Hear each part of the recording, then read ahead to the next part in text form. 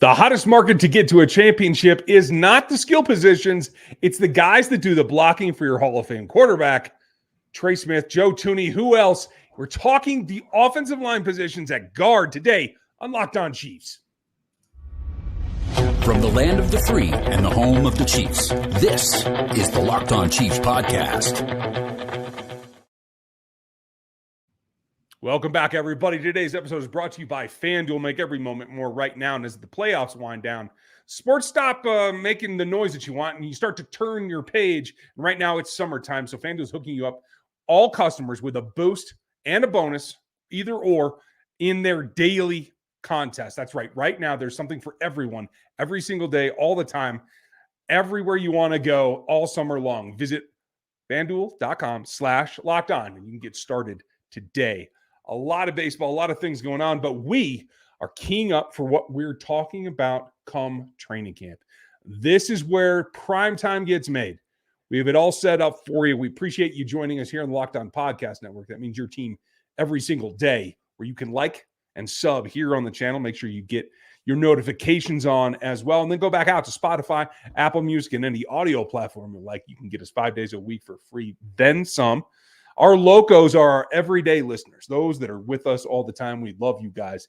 And you can get that much more by being one of them, getting subbed and getting on the text line at 816-357-8781. This is Chris Clark, owner of Chiefs Corner. He's going to break everything down for you, quarterback-wise, cap-wise, business side-wise. I'm Ryan Tracy, the founder of Rogue Analytics and Performance Consulting, as well as NFL33.com and RGR Football. You can find us there. Today, got to take a look at the depth at what is the hottest offensive line position. It's not the tackles right now. The market for guards is crazy. The Chiefs have an elite one. What does that mean for them? We're going to break down the depth going into camp to see who's going to make this roster.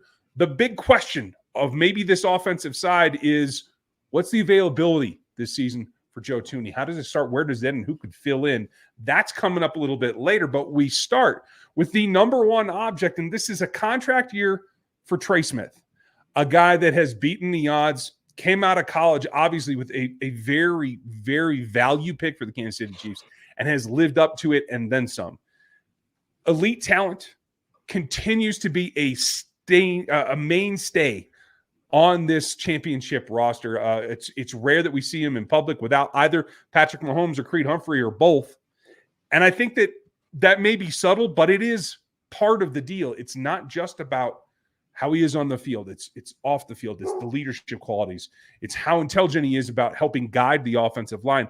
I don't think he's dispensable, in my opinion. This market is terrible for having to extend somebody now, but I think they got to make a run at it, and I expect him to be at the forefront of a lot of our discussions through the season about extensions and otherwise. Yeah, and it's going to be tough. $20 million a year is the going rate for guards, and it is only going to go up. So $20 million a year is the going rate right now. It's likely going to be higher than that. The highest paid guard, I think, in the league right now is Landon Dickerson at $21 million. I would expect that Trey Smith is in a position where he's going to be expecting at least top of market and maybe beating what Landon Dickerson is getting, just based on the fact that he is considered one of the best guards in the NFL. Dickerson's considered a very good guard. I don't know that he's on the same level as Trey Smith. I think that he's probably close to being up there, but it's a big question. I mean, $20 million a year for that position. And right now, I was just looking at the salary cap earlier today for a couple of articles on Chiefs Corner. Joe Thuney's on the salary cap this year for $26 million. That's his salary cap number. That's not his salary, but that's his cap number this year. Right? That's a tough one. And that's where the rubber hits the road. It's hard to see two contracts of that size, regardless of who the player is, two contracts of that size at the guard position coexisting on one roster. Percentage-wise, you're talking a huge chunk just on the two interior positions, and that's what makes it very difficult. We're going to talk about Joe and where we're at on that, what we can see coming, and what it may mean, because that's going to tie into this discussion as we go through the season, certainly after it next year. And you could definitely do it if you had a guy that was on a rookie contract as a QB, not Patrick Mahomes. That's not the case with Kansas City. And you're also looking at a situation like we talked about last week with Creed Humphrey, who's going to be looking for the same contract or same type of contract coming out the same years as Trey Smith. So There's a lot of conversation that's going to have to be had about how the interior is going to play out. Trey Smith is obviously at the forefront of that because he is the youngest player, and Thuney's already under contract for at least one more year, I believe, after 2024. Whether or not he sees that, we'll talk about a little bit more here coming up. But you look at the Trey Smith situation and paying Creed Humphrey, paying Trey Smith, paying Joe Thuney, paying Patrick Mahomes, paying now Chris Jones as well. It all plays into it. I mean, you only have so much money. Yeah, that's the hard part. And when you take a look at the top 10 guards, you have a little bit of trouble seeing how this could fit in because of where the contracts currently exist. Landon Dickerson, 25 years old. Chris Lindstrom right behind him, 26. Robert Hunt, I think that's kind of like the outlier here. He recently, just this offseason, got that $20 million per year contract that set him up there despite being 27. The rest of the top five are all 25, 26 years old. And that plays into what the Chiefs are going to have to do for Trey Smith, I think.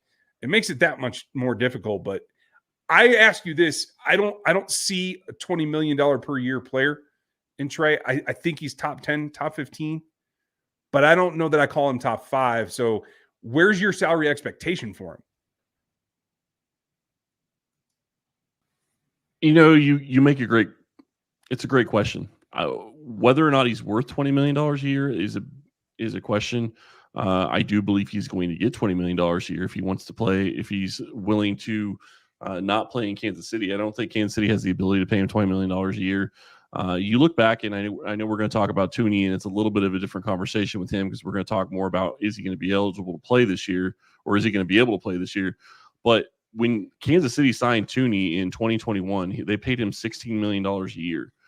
3 years later, $20 million a year isn't that huge of an upgrade for that position. I mean, yeah, I guess it's a 25% increase over what you're paying Thuney, but considering how much the salary cap has gone up, that's not outrageous. Obviously, Thuney was considered one of the best guards in the NFL. Trey, I would agree, is probably not. Maybe I'd say he's close to top 5. I don't know that I would say he's top 5, but when you look at his value to this team, when you look at what he does for this team, it's going to be very hard to replace him, and that's going to be something we're going to have to talk about later. But you look at the question, can you pay him $20 million a year in Kansas City? No.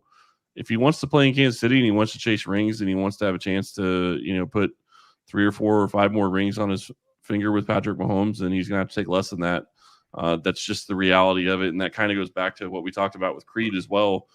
He's going to be top of market center, but you're still going to have to take a little bit less than what you would normally take, just because if you want to play in Kansas City, they can't afford to have all those players at that type of level.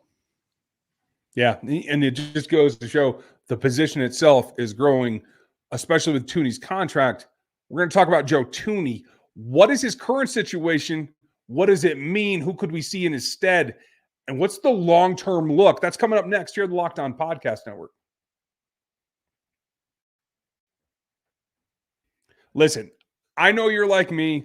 I love sports, and to the point that I don't really want them to end. I try to go to the sports that interest me year-round, whether it's college basketball after the football season, during the football season, hockey, etc. When they wind down, you got fewer games, you got fewer things you can look to. But if you're into it, you're into it. So FanDuel will keep you going, keep that sport going whenever you want. And all you have to do is open up the app and dream up bets anytime that you like.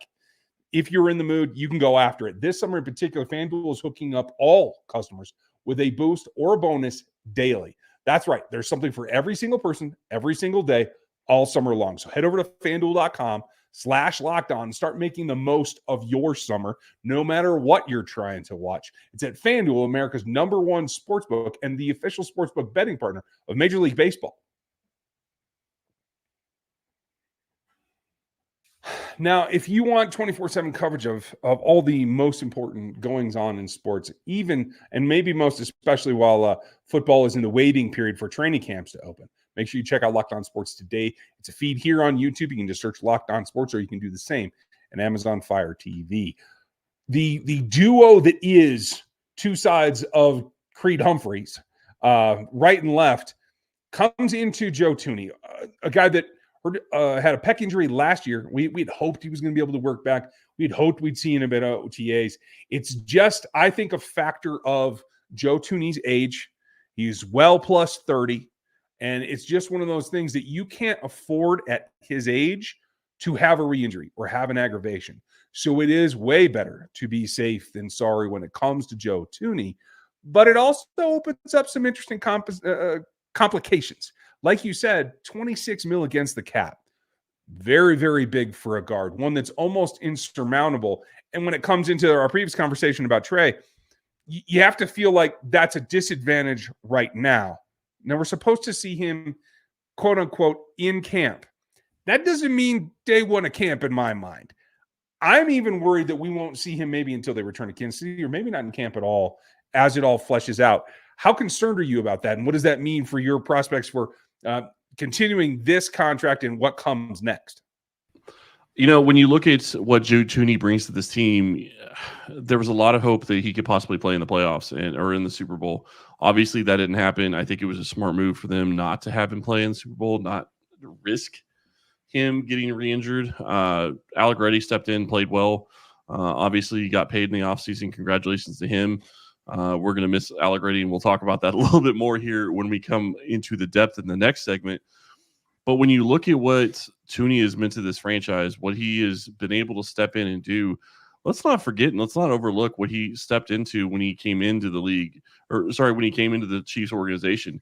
He came in and, was next to Trey Smith, was next to Creed Humphrey, two rookies, and he took them under his wing, and look at where they are right now. I'm not saying that they couldn't have been successful in the NFL, but I do believe a lot of their success has something to do with being able to watch him work and see what he does and see how things are going, because he was considered one of the best at his position when he came to Kansas City. And honestly, that was a little bit of a surprise that he came to Kansas City. If you remember back when he came, I don't think the team was even really linked to him until the deal was pretty much announced. So, which is different than this day and age when you're talking about signing free agents. But I'm not overly concerned. I do think it would be great if he could get into training camp. It'd be great if he could show that he has the ability to take some of those hits and do some of that stuff. The problem is this. You're in a catch-22 with him, because if you trot him out there too early and he gets hurt, then you have somebody that's basically a $27 million cap hit on your team that's not going to do anything for you the entire season. And I'm not blaming Thuney at all whatsoever, so please don't take it that way for whoever's listening to this, because that's not what I'm saying. But my point is you have to look at it and you have to be smart. What is the chance of risk of re-injury? You're always going to have a chance of risk of re-injury with this type of injury, but the longer you can let it go, the longer he can get to a point where he doesn't have as high of a risk. Maybe you can only get it down to, a couple of percent. I think the longer you can go, the better. And I think that if he doesn't practice in training camp, he doesn't practice in the training camp. I'm not worried about him being ready for the regular season. He knows what he needs to do. He understands this offense. That doesn't worry me at all.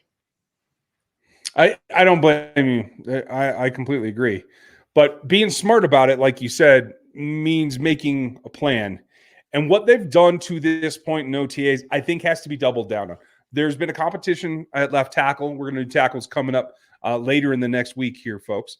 But Wanya Morris has gotten snaps at the left guard spot. There's been others that have taken snaps, but a lot of them has gone to Wanya with the ones. And I think that that's a twofold improvement in terms of being able to use what is a top 100 pick that you want to get more reps for, knowing that you just made another investment at the tackle position. Any overlap you can get, I think, future-proofs you for what your line will evolve into eventually. And in the meantime, it protects Joe Thuney from having to go out there and perform in a condition that maybe leaves him more susceptible to re-injury. So right now, what I am hoping overall, as we're probably 3 weeks out from the start of training camp, folks. Yep. I'm actually hoping that Wanya Morris gets a few starts. I'm actually hoping that Joe Thuney's able to practice but doesn't have to in training camp, and they just take it easy on him and they let Wanya start the beginning of the season. I want to see Wanya against the Ravens in particular. I'm happy with that. I want to see him and Kingsley on the field together. I want to get real under fire snaps for them and protect Joe Thuney at all costs. Well, and that's a fascinating option, and I do think that that's going to be something that will be intriguing to see if the Chiefs decide to go that direction. And I want to be clear really quick for anybody out there that's curious, since we're always talking about cap space, cutting Joe Thuney I don't think is an option this year. I never would have. I'm not suggesting they do. They'd only save $3 million in cap space in 2024, so it's definitely not worth cutting him this year. But it is something to watch for 2025 because they'd save $16 million in cap space in 2025, which they could basically hand over to Smith in a way. Again, not saying I want them to cut Thuney. I think that he could play for the way he's been playing. I haven't seen anything that shows that he is taking a step back. The injury is a question. If he can get past the injury, I think he could still play another 2 or 3 seasons. But his play hasn't fallen off. That's the big thing. So I do still think there's value there. You make a great point with Wanya Morris, though. Getting him playing next to Kingsley Suamataia would be fascinating to see him move inside. And that basically gives them another offensive lineman that can go and play multiple positions, not just, left guard, right right tackle, and left tackle. So now you've got another guy that can play 4 positions in there. And we already kind of talked about the center position, having a backup there already. So at that point, the more you can do, the better off you're going to be. And obviously that's probably not what Morris wants. He probably wants to win that left tackle job. I understand that. I get it. But that would be quite the thing if they could get him in there and they could get him starting, because the other reality for Morris that he's got to realize is if he doesn't win the starting left tackle role, his chances of really making a name for himself in the NFL over the next several seasons are going to be low, because he's not going to be replacing Juwan Taylor. He's not going to be placing Suamataia more than likely if he loses as training camp kicks off. So the best thing for him possibly could be a situation where he plays left guard for a couple of games and at least get some good tape out there. Yeah, I completely agree. And you mentioned something really interesting I want to come back to as we take a look at the depth behind the 3 guys that we've mentioned, which we see as the top 3 at the position. But the juxtaposition could be more of a transition than we think so. Maybe it won't be so abrupt. That theory has some weight, and we'll take a look at guys that need to push, not only just to back up the backups, but to be on the practice squad as well. That's coming up next here on the Locked On Podcast Network.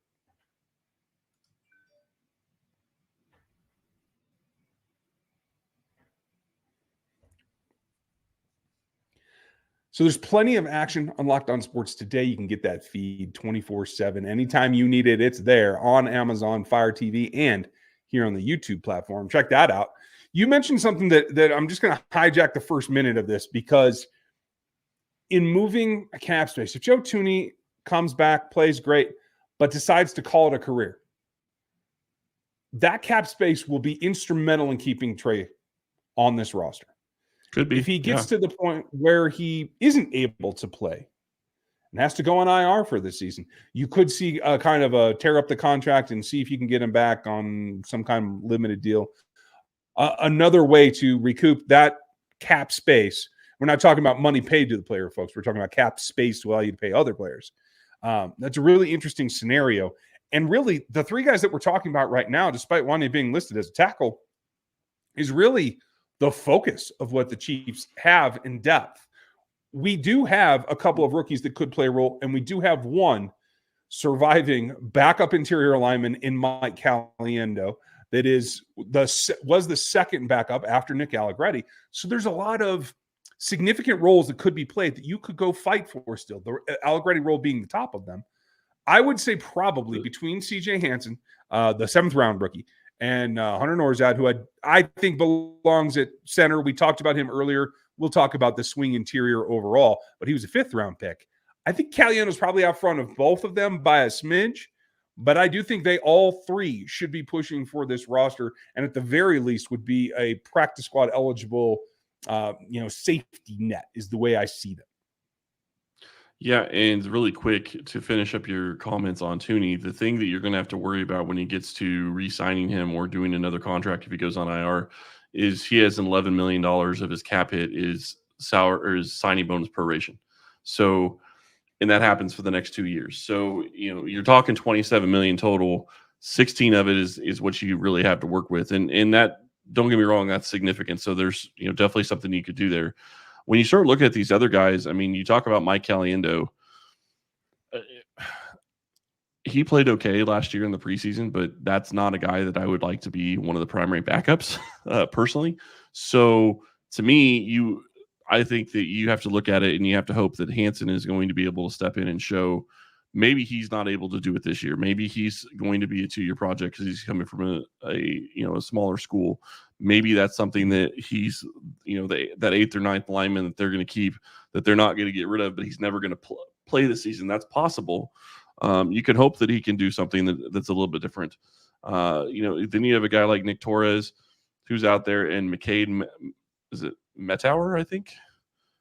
Those are the two guys that are really backing up, as those third line positions. The thing that really is always fascinating is you get into training camp and everything changes. Just because they know the offense, or just because, you have guys that have been there before, they get, a little bit of preferential treatment. Coaches are going to put guys out there that perform. And if anybody performs better than Caliendo, I think that you're looking at a situation where maybe he's not on the roster this year, and that would be a benefit for Kansas City. I'm not saying he can't improve and be better this year than he was last year. I just don't think that that's where you'd want to go. I don't think you want him as your third guy, which essentially he would be if Wanya Morris is starting and Thuney isn't available. Then you have Caliendo as your third guy that would be stepping in for, Smith or Wanya Morris in that regard. Mm-hmm. And I do think that Andy, Reed and Heck are going to put some impetus on veteran experience. I would leave him probably the highest likelihood to be on the roster in that case. But like you said, you never know. Somebody could come on. Well, you see it every year. You see, you and I have been around long enough to know that Andy Reid and Andy Heck like older experienced offensive linemen, I guess we'll say it that way, versus rookies. But they started Creed Humphrey and Trey Smith, and I understand those are two different types of players than the guys that they're bringing in right now, and I completely get that. But they've seen what rookies can do stepping in, and if they feel comfortable with those guys, I think that there's an opportunity there. And it's going to be interesting because you start talking about the depth on this team, and I mean, the Chiefs are going to keep at least 8 offensive linemen. It could be 9. We'll see how things shake out. The new kickoff return rule, which we've already talked about, could play into how many offensive linemen they keep.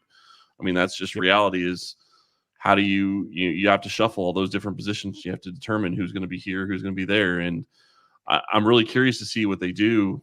And you talk about Wanya Morris being maybe a starting left guard for the Chiefs for the first couple of games. Okay, well, then does that give somebody else a chance to make the roster that wouldn't be here? Is Joe Thuney going to be a guy that maybe isn't going to be able to play for the first couple of games and is maybe put on IR?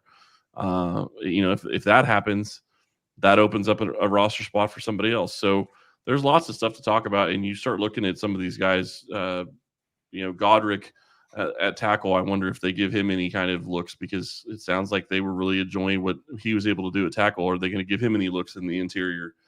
Because no matter what happens, what we have seen from this team for years is the more you can do, the better chance you have at making the roster. Look at Nick Allegretti is a perfect example of that. And it happens all the time at that position, at the offensive line position. The more you can do, the more you create value for yourself. And Andrew Wiley was another example of that.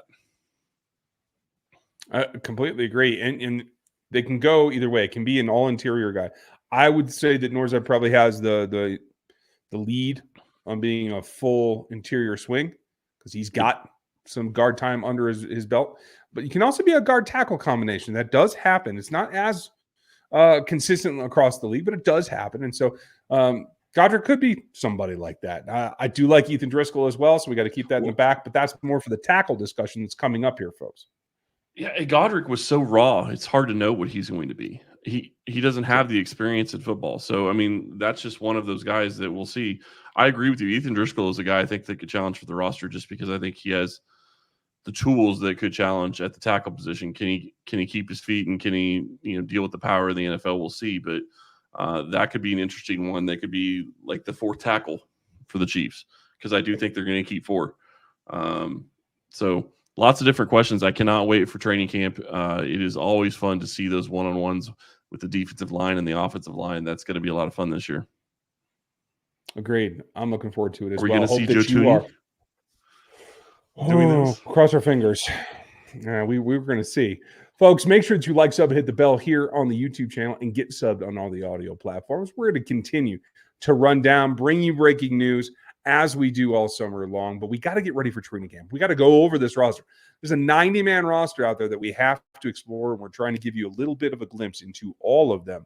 So stay with us 5 days a week, all summer long until training camp, and then you'll get even more from us as we're able to break some news, be around, get a little bit of extra information for you, as well as our camp visits ourselves. So we thank you for being with us to this point. Make sure you like, sub, and hit the bell on this YouTube channel. Enjoy your Monday, and we'll be back with you tomorrow.